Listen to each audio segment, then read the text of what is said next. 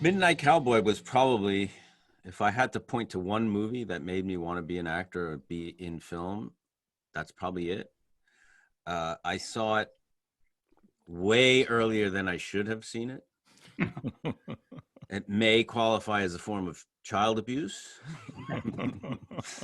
but I'm grateful for whatever it did because it kind of, I saw when I was like 7 or 8 and it just haunted me in my whole life, still does. This story of these outcasts, these misfits who kind of bond together under these very difficult circumstances in New York.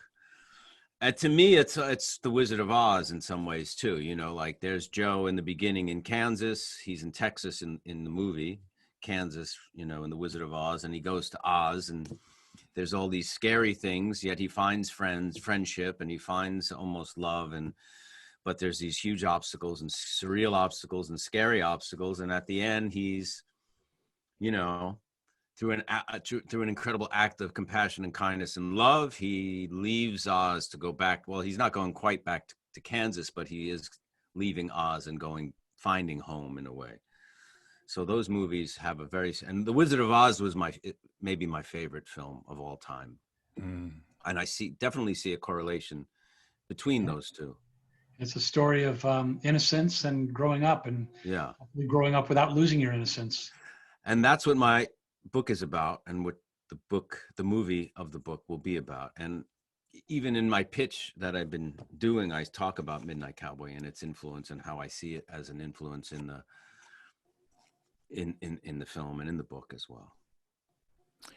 And if we're talking about innocence, we have to talk about a film that I'm very grateful to you for getting me to see, which I just watched last night, is Lazzaro Felice. Isn't that a beauty? Oh my God. How did you discover the film, Michael? And they did a retrospective of Alice Rohrbacher's movies at MoMA. And I saw two of her films. That was the first one I saw, and I was just mesmerized. She's very young, and her sister, Alba, is the lead actress in the movie. They do a lot of their work together. They're both very young. But I saw Lazzaro Felice, and I was just mesmerized. I love that kind of magical realism, and I think that's an incredible work of art, that movie. It's a must for anyone who's not seen it, who loves cinema.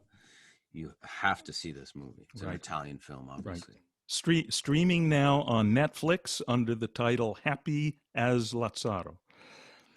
Yeah. And Lazzaro is Lazarus, who was raised from the dead in the story of Christ, and there's obvious parallels to what happens in the movie. Yeah. But if you haven't seen it, I don't want to spoil it. But boy, is that a beauty! Oh my God! And the young guy that they found to play Lazzaro is the face. It's just he has the face of a lamb.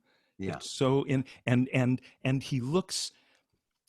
He looks like a young saint out of a Caravaggio or something. Yeah, 100%. I mean, the casting is incredible, and that story of like the happy innocent in a way is something that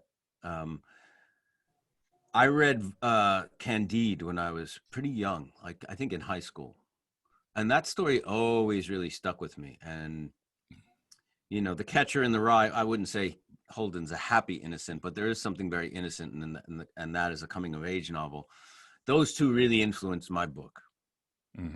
And innocence surviving despite, being exposed to darkness and evil, and innocence, maturing and triumphing in a way. So that movie, Happy as Lazarus, really spoke to me, for that reason.